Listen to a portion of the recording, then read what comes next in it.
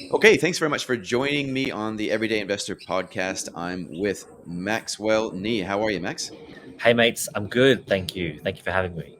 Today's podcast, we're talking about wine and whiskey, and it's pretty interesting. So, why don't you describe to our audience? I'll give you the opportunity just to explain what you do and what your passion is, and why you're involved in the wine and whiskey investment industry.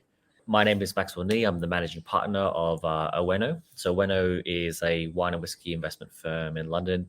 Been around for about 9 years now, and the firm is a really forward thinker, and then that's what the whole industry is about. The whole industry of alternative investments is about forward thinking and trying to get ahead of the market. Everyone knows stocks, property, shares, and that sort of thing.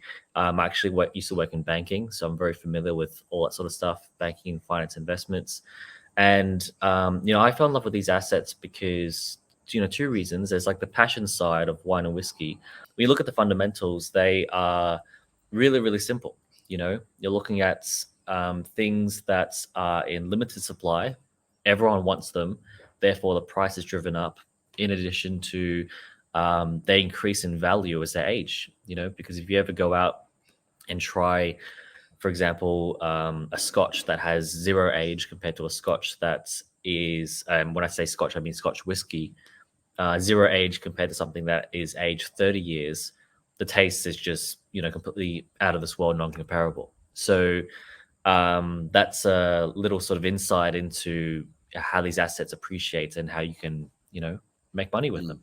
Okay, and I want to get into the differences from mainstream because we're obviously clearly in the alternative investment bucket, and there's a whole set of things that wine and whiskey investment probably have in terms of characteristics automatically. But before we go there, do you want to just provide a high level picture of what makes investing in wine and whiskey different to traditional mainstream investments like stocks, property, infrastructure, fixed interest, that sort of thing?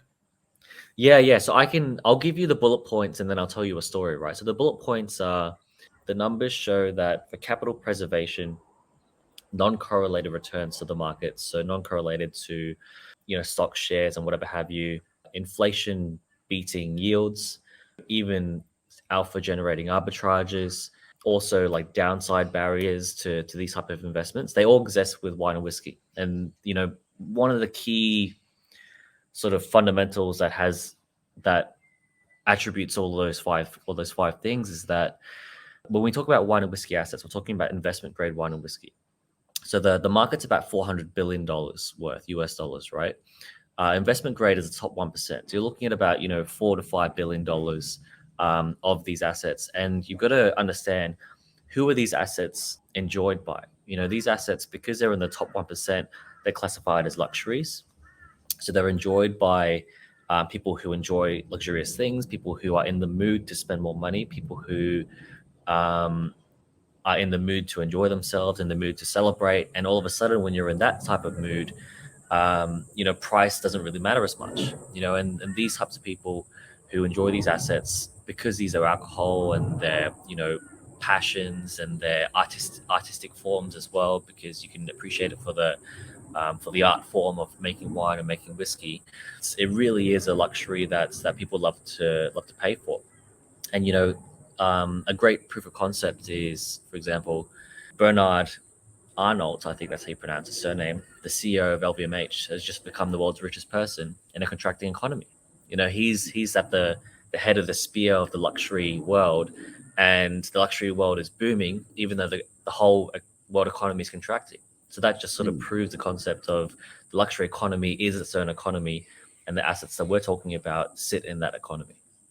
Right, and that's interesting, right? Because I've often wondered that as we mature in the world, mature, I don't know if that's a word to describe the world. Feels like we're getting more immature, but as we mature theoretically in the world, and as more wealth gets mined from this planet, and Mhm. it accrues within a smaller subset as a percentage, there's still a larger nominal amount of people that have a lot more wealth than the world has ever seen. And Exactly. naturally, they're going to look for ways to burn their money because they know that their life on earth is finite, and if they don't spend it, somebody else will. So I guess it makes sense that Yeah. the luxury market is really expanding. How much of that though is a function of where we've come from in your view with banks, like central banks, expanding Mm. their monetary base? Like how much of that is just because of money printing, easy money of the last 2 or 3 years, especially, versus just the world naturally getting more and more wealthier? Yeah, yeah, great question. So there's a few things that happen in that. For example, COVID was phenomenal for wine, whiskey, and the luxury world. It was phenomenal because when you're sitting at home and you usually have 20% of your income allocated to a holiday or whatever have you, you're not spending that money on travel anymore, hotels. So you basically moved all this spending from travel, hotels, planes, taxis, Ubers, whatever, and moved it into the sit at home on your couch scrolling through Instagram, what should I buy bucket, right? Mm, And the things mm, that people generally buy are things that they don't need, right? mhm. Yeah, So you like new shoes, new bags, and you're also sitting at home ordering Uber Eats, right? Instead of eating out. So you're saving money there. And where does that money go into? It's like, okay, well, if I'm going to order Uber Eats, then I might as well order a nicer bottle of wine or a nicer bottle of whiskey to just drink and sit at home and talk and spend time with the family. So what we saw happen was that during COVID, for example, in the wine and whiskey world, people's taste changed, because they started to upgrade themselves up the menu, because they had a bit more discretionary income to spend. And once you move yourself up the taste palette of nicer alcohol, it's hard to go back. It's a bit like flying first class to from New Zealand to New York 5 times in a row and trying to go back down to economy. It's not an easy thing to do. No one wants I've to do never it. tried that experiment. I'll try that one day. Exactly, right? But you can imagine how you'd feel, and that's how the world is feeling towards all the discretionary, sort of up lifestyle upgrading that they did during COVID, sitting at Right. home, nothing else to spend their money on. Yeah, it's so strange, and especially as we are heading into 2023 with inflation really starting to be felt, and definitely interest rates. If you have debt, that's starting to be felt. It doesn't feel so much like 2023 will contain the abundance of surplus income like it has in the last few years, but is it true, though, to assume that that would spill over into the luxury investment space and it would cause that to pull back a little bit? Or are the type of wealthy individuals that really consume these luxury goods more or less kind of totally, and they don't care about that whole interest rate and mortgage thing anyway? That doesn't affect them anymore. Is that the right way to look at this, or is this because we're just talking about the 1% here, aren't we? More or less. Yeah, so 1%, top 10%, however you look at it, right? So let's look at it this way. Inflation's a good point because inflation's in the news everywhere. Double digits, almost double digits, all around the world, right? The way I think about inflation is that inflation is like a wave. It's like a tidal wave. It's like a tsunami, right? And there's two things that happen when a tsunami comes into shore. You're either on the side that gets wiped out from the tsunami, or you're on the riding side of the tsunami. You're riding the wave. So these luxury goods, whether it's Ferraris, handbags, diamonds, wine, whiskey, diamonds, a great alternative investment as well, colored diamonds. Paintings, art, classic cars, they all ride the wave of inflation. So they're on the selling side of inflation, not on the buying side. So what that means is that they just basically get to, high inflation is a very exciting time for your wine and whiskey investments. High inflation, might even do you a lot of favors, right? Instead of it choking the affordability, it's just absorbed, and it's a good reason to put your prices up. Yeah. It Yeah. almost justifies the business model for that year. If Bloomberg puts out an article, 9% inflation in the US, you can almost bet at that financial year, all these luxury brands will put up their price because they're like, oh well, now it's good as time as any to increase the price by even more because we already know people are going to pay for it, and it's the consensus in the market. And there was a Knight Frank report. I think I read that over the last decade we saw 14% average compounding growth in this sector, in the wine and whiskey space, I believe it was. Yeah. And like that's quite phenomenal when you look at the S&P 500 index, right? Like over, I guess, even over a longer time frame. What does that tell us? Because obviously a bottle of wine is not necessarily going to improve the world. It might improve somebody's happiness, but it's not Yeah. necessarily going to add more value. There's not like a really huge positive spillover into the entire world. So, whereas investing in a company that's actually producing something and innovating and employing people, well, that kind Yeah. of feels a little bit better, doesn't it? Rather than just something that's kind of self Yeah, focused. yeah. I'll put it to you this way. So in the Night Friend Index, rare whiskey has gone up 427% over the last 10 years, right? As of the most Yeah, recent one. There's a new one due to come out because we're in the new year. Whiskey hasn't become 428% more tasty, right? It hasn't yeah, become 427% more useful, more appreciated, more whatever. But what has happened is that, really simply, I'm not a mathematician. This is very, very broad, high level entrepreneurial speak. The market of drinkers has increased by at least 427% over the last 10 years. So if you think about these assets, where do these assets come from? Fine wine and rare whiskey. Uh, when I say fine wine, I basically mean wine that has an ability to age, which means that the sure. palate of the wine changes as it gets older, which means that there's almost like an art form of, when's it going to taste the best? That's when we want to drink it. These assets all pretty much come from Europe. Whiskey was invented in Scotland, then shared with the rest of the world. Fine wine comes from multiple parts of Europe. French is the one that's sort of really done a lot of favors to fine wine in terms of giving it a really great brand. And say 25, 50 years ago, the vast majority of the world didn't really drink fine wine or rare whiskey. So you're talking about, and the population of Europe right now, it's only about 500 million. It's not a lot. And that's all kind of that's like 36 countries put together. So what we're talking about is in the last 20 years, especially, populations like India, China, Australia, New Zealand, Canada, the US, Latin America have all started drinking fine wine and rare whiskey in mass. Like it's accessible to the masses, and people like the taste, and they want to drink it. They want to drink more. They want to know why the expensive bottle tastes more than it costs more. They want to know the difference in taste between the expensive bottle and the cheap bottle, so they're willing to give things a try. So you're looking at least a 10x a 10x in the consumable market for these goods, but absolutely not a 10x in the production of the supply. The Sure. supply's Yeah. pretty much the same. So you're looking at 10x demand with very, very limited supply as very loose example. So we're kind of talking about like a stock to flow example here, aren't we? Like the Yeah. amount of new stock that's able to be produced isn't keeping up with the growth rate in the market and the depth of the pockets that that market now has. Is that what you're saying? Yeah, so it's riding the wave of, imagine, there's only so much land in Sydney, Australia, but everyone wants to move there.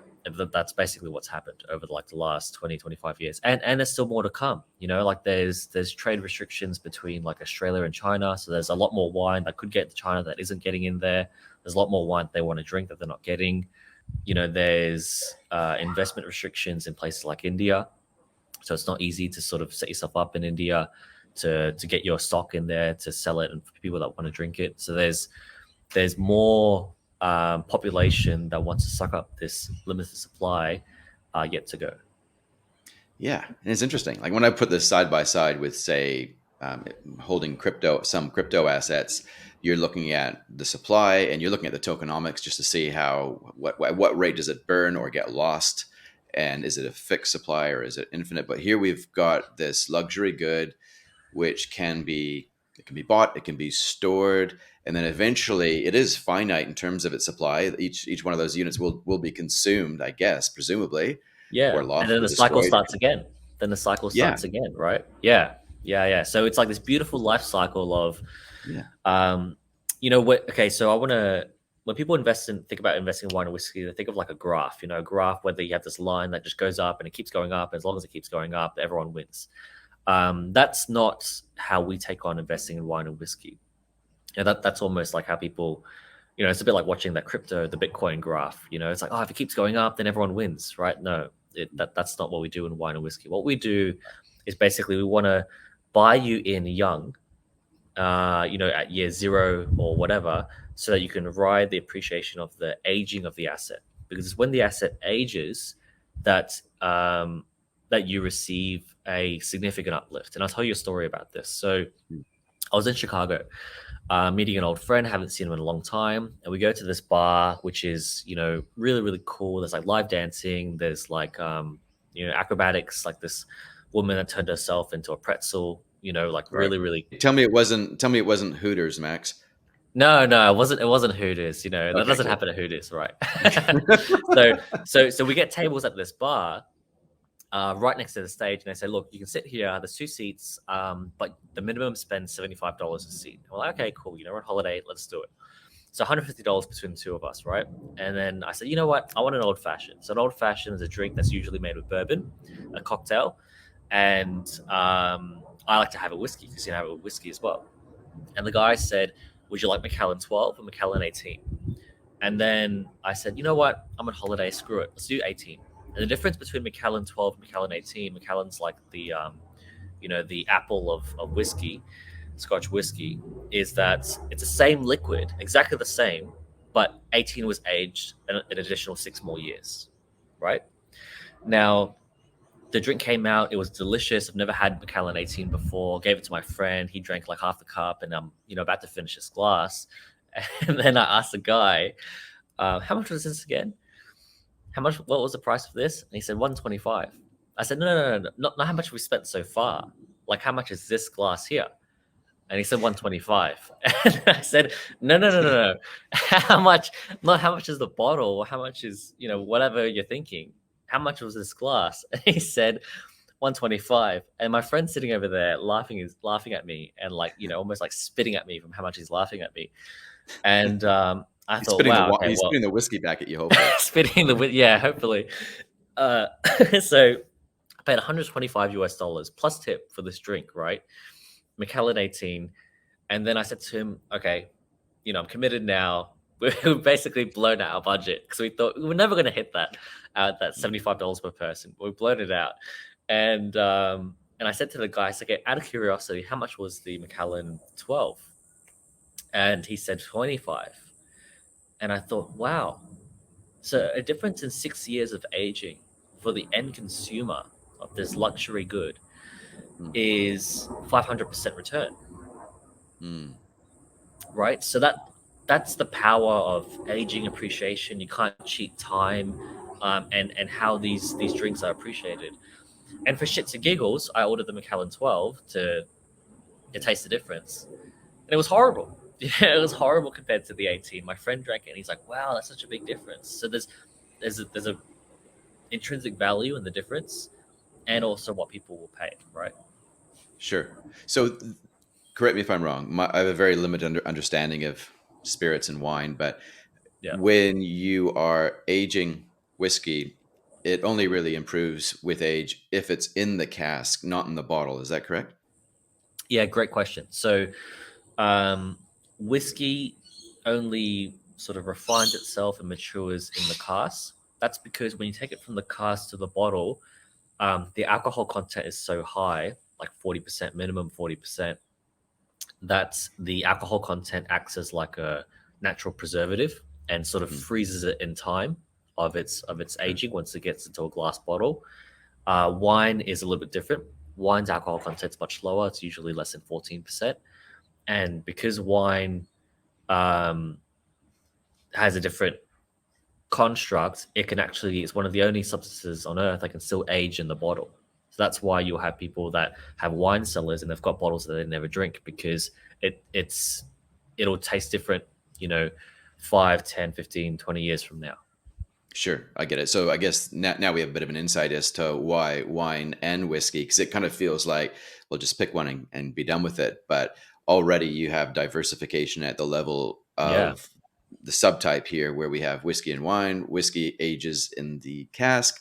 Wine can age and improve in the bottle as well. yeah, Slight difference. I'm sure there's pros and cons around that. But when you are now thinking as an investor, not just as a consumer, when you're thinking as an investor, what are what are other, you've mentioned kind of a little bit already around this, but what are some of the characteristics that one would look for as an investor with whiskey and wine when they're trying to, I guess, buy the right stuff so that they get the biggest return later on?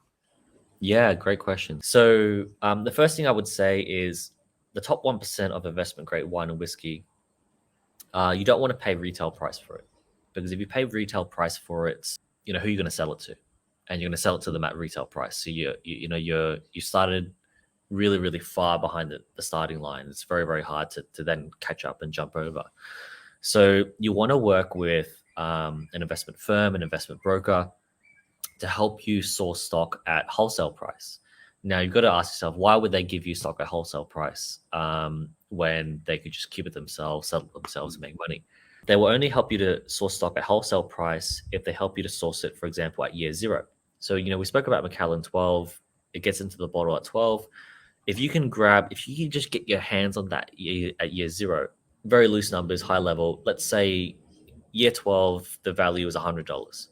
At year zero, because it hasn't aged yet, because there's time that needs to happen and all that sort of stuff, you could probably get that at like 20 cents on the dollar. So at $20 to then be worth $100 when it's at its peak maturity, as an example. So that's how the valuation of the appreciation cycle works in terms of how the assets mature. You also don't want to buy retail, because when you buy retail, say from like a bottle shop, your local bottle shop, you're not just buying the stock, you're also paying for the local sales and alcohol tax, right? Sales and alcohol tax, the highest in the world. For example, Australia's Mm, sales and alcohol tax is 49%. So mm, you buy a bottle for $100 from Europe. By the time it hits the shelves at the local supermarket, it's $149 minimum, right? mm. Now, you want to work with a whiskey investment broker that can help you buy stock, what's known as under bond. So, under bond means that it hasn't entered the consumer market yet, and it's Sure. pre sales and alcohol tax. So, you're buying the assets for their true value, not burning 49% of your cash towards the government, which means that because you've got that asset for its true value, you can exit it anywhere in the world, to Spain, Australia, US, Canada, England, France, wherever. And what that does is that it gives you a lot more buyers who want your product, which then allows you to ask for the highest price. Okay. This is really fascinating for me because I'm Yeah. not really into alcohol myself. It's not really my gig. So consequently, I don't really take much of an interest in this sort of thing. But just thinking about this from a life cycle rather than looking at a graph where the value goes up and then you just Yeah, it's a offload it in life the cycle. future. And This is the example I give to people. It's a bit like, don't think of it as you're going out there to buy a house and hoping the price goes up. You're going out there to buy a fixer upper. You've got the best street. You're buying it straight on Main Street in central CBD or whatever, downtown, on the best street possible, but it's dilapidated. So you're buying something, renovating it, and then selling it back to the market at a premium. So we're buying Mhm, something young that needs a bit of work. All the work is that it needs aging. So you're just going to store it mhm, properly. Then we mhm. renovate it, right? Quotation marks. Just let it age. Then we sell it back to the market at a premium. Okay. And you're being rewarded as the investor because of delayed gratification or delayed consumption in a way, but also I Yeah, guess how it works from the producer's end. And I'm sure there I haven't looked into this, but I'm sure there's models whereby they pre-sell or they take money from people to buy a cask, which is buying a cask, but that's basically how they're funding the production of it. And then depending on how long you want to hold on to that will determine how things go and how much you can make at the end. Is that kind of how there's the symbiotic relationship between, say, yeah, everyday great. investors and that producer? Great question. Yeah, so a producer will sell to you for a few reasons, right? Because you're probably thinking, why would they do that? Why would they just throw away that free money that could be made, so to speak? Yeah. Um, they'll do it for a few reasons. The first reason is that they need funding. They might need funding for an expansion. Maybe they want to break into a new country, or maybe it works for their business model to get $1 million today, $5 million 10 years from now, and what could they do with that money today for branding, marketing, generate sales, or whatever. Hmm. The other reason is that there's just not enough room. Like they don't have enough room in their distillery, in their vineyards to hold 10 years worth of stock. You can imagine there's physical space restrictions, right? Because if you're thinking about aging things for 12 years plus, you've got 12 years worth of production that you're storing on shelves somewhere. Do you have enough shelves? So Oeno, it's Greek for wine. You told me before. What is it? What do you do? Go for it. Yeah, great question. So, Darcy, we're actually quite similar to yourself. Like we help people to invest in wine, all that sort of stuff, whiskey. But first and foremost, we really see ourselves internally as an education company. We're out there just educating people on this new, cool, fun, sexy, um, interesting, yet very, very lucrative on its own 2 feet, great fundamentals asset class. Basically, there's like the investment side. We help people to invest in wine and whiskey and all that sort of stuff, and you can invest in your own private portfolio, or you can invest as part of an investment fund. And then there's also the trade and exit side of the business, where basically we help to find the actual person who's going to drink your bottle, because the person that's going to actually drink your bottle is the person that's going to pay the most for it, which means that you get the best returns possible. Which means that everyone's happy because they're out there celebrating with their friends and family that they've got their hands on this magnificent bottle of wine or whiskey that can't be easily found around the world.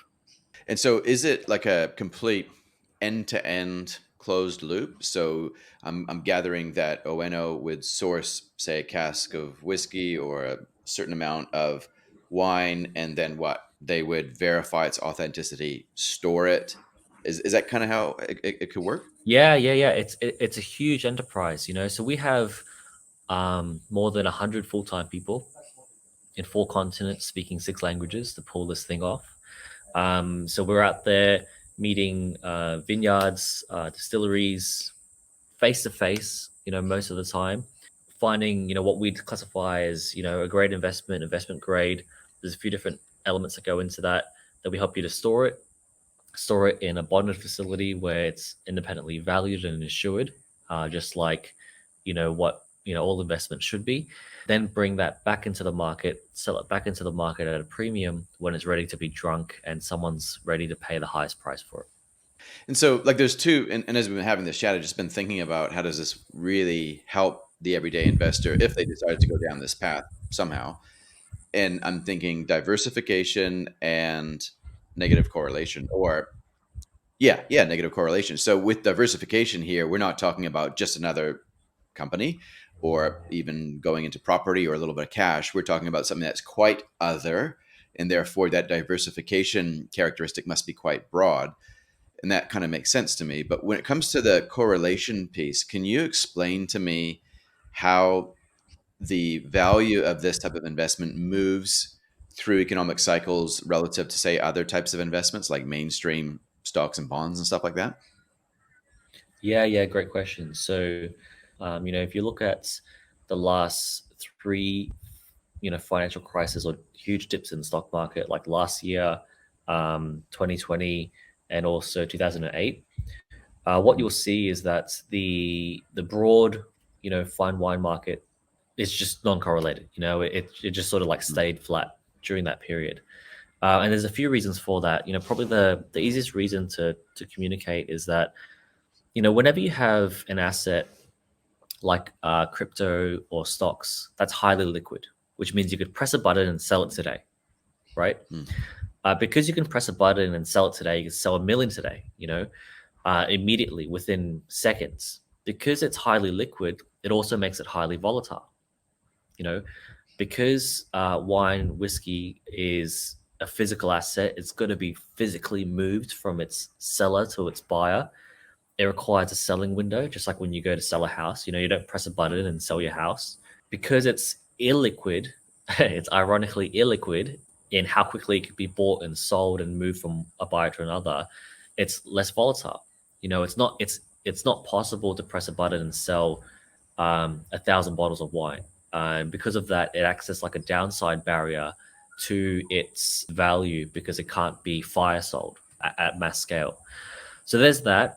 And there's also the fact that, we're talking about a good that is used for celebrations.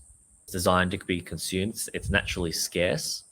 Like these bottles, imagine if in the world every year we destroyed 100 tons of gold. That's what wine and whiskey is. It's designed to be consumed. It's designed to be destroyed, essentially, which means that the marketplace is always needing to be replaced because there's a lot that's being taken off the market. And if you think about it, there's 8 billion people in the world. There's 8 billion birthdays every year. So you've got 8 billion reasons to celebrate with these bottles one way or another. However, 100 million Christmas parties, holidays, weddings.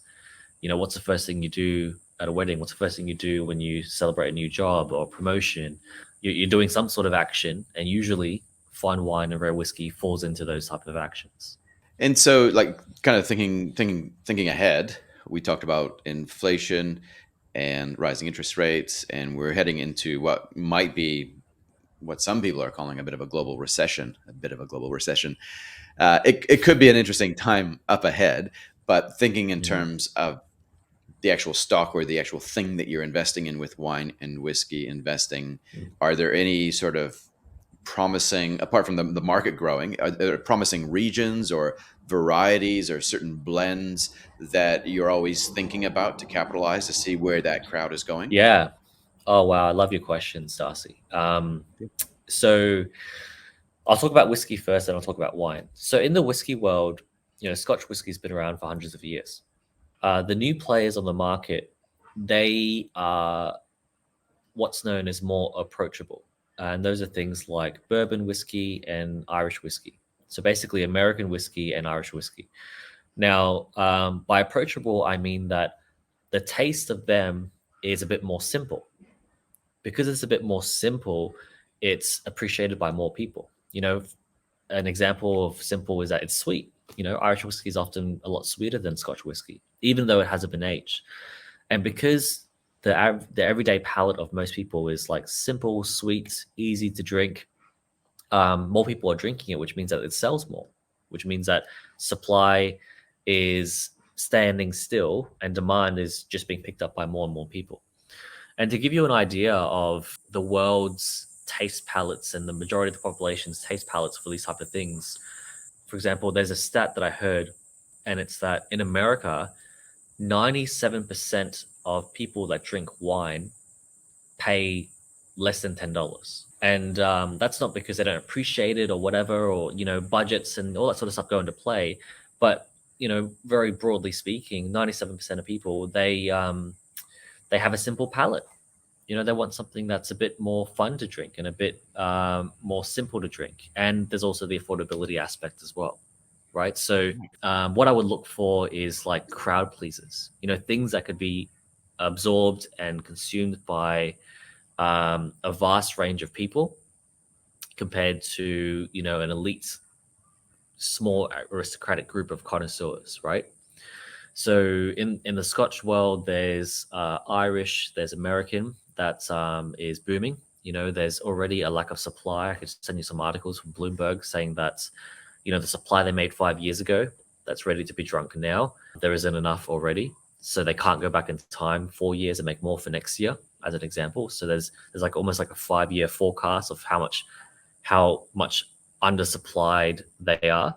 And then in the wine world, there is a lot of things moving in different places of the world due to, like affordability, tastes, and also people are finding better ways to do stuff in other regions. Traditionally, wine investment was just France, not just France, but Bordeaux. But now people are willing to pay more for champagne. People are discovering more. People are discovering champagne more and more. Like when you treat yourself to a business class flight, whether it's short haul, long haul, what's the first thing they do? They give you a glass of champagne. When you go to the lounge, what's the first thing they do? They offer you a glass of champagne. When it's your wedding anniversary at a restaurant, what's the first thing they do? They offer you a bottle of champagne or a glass of champagne and toast. At a wedding, the first thing you do is the toast and the speeches. And what do? You drink champagne. So, champagne has boomed in the last few years because people were finding reasons to celebrate. COVID's over, lockdown's over. I don't need to wear a mask anymore. I can travel now. I haven't traveled in 3 years, so I might as well upgrade my flight to business class for the first time, which is, always a great feeling. And in and amongst that, there's regions like Spain, Portugal, and I'll give you an example. So French wines could very easily cost $5,000, right? And you could find a comparable fine wine in Spain, Portugal, Italy for $100. So you've got like a massive ceiling that those wines can go up to that people are already willing to pay that you could, get in front of with the right advisor. And as we finish up on this one, with every opportunity, there's a risk. With every risk, there's often an opportunity. And alternative investments are full of both, I think. So what would be some of the key obvious risks that you think people should be mindful of before or as they're doing their due diligence in this area? Yeah, so there's about two or three. Okay. The first one is probably that, well, the biggest risk is that if everyone stops drinking wine and whiskey, that means the market Yeah. disappears. So that's, is that going to happen? When's that going to happen? Have your own thoughts about that. There's too much tax revenue. I doubt it's going to stop anytime soon. Right? But I mean, if people just all of a sudden said, I don't want to drink anymore, let's ban alcohol. If that happens, then obviously the industry goes away. The next risk is fakes. So because these assets are more or less easier to fake, you're just looking at a bottle and a label in many cases, more or less. You want to work with a firm or an advisor or someone that can authenticate your stock and is willing to put like a promise, like a guarantee that this is real as they sell it to you. And then the third risk is overpaying. It doesn't matter if you're buying 1 million Bitcoin. If you've overpaid for 1 million Bitcoin, you're not buying 1 million opportunities, you're buying 1 million problems, right? Because then it's like, who are you then going to sell it to? So you want to make sure you work with people that make sure that you're not overpaying, because you could very easily move from buying an asset to buying a problem. I see. So if the market disappears, if there's fraud or fakes, counterfeits in the market, and if you overpay for it, like those are the three big things, the obvious things. And Yeah. the best solution in your view, like I'm just thinking, well, if I just go down to the bottle shop, you've explained why that doesn't work with whiskey because it's not really going to be aging much. But if I went to the bottle shop and I bought a case of wine and stored it really well, that sounds expensive, sounds risky. I might not do it right. But when you go to sell it, people are going to look to how it was stored, presumably. So is that why a lot of people that take this space seriously, is that why they often go through third parties like Oeno?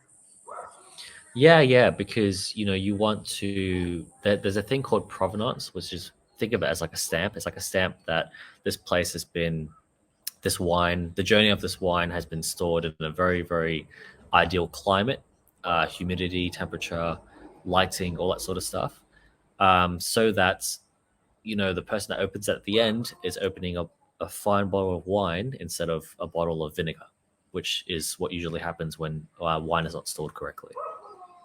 Got it. I can tell you I have a few bottles of vinegar in my garage. So yeah, I Happens all totally the get it. time, especially this part of the world. Yeah. Yeah, absolutely.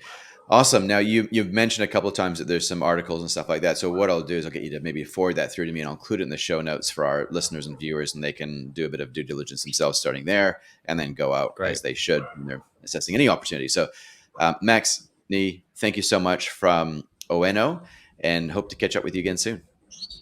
Thank you so much. Thanks for having me. Cheers.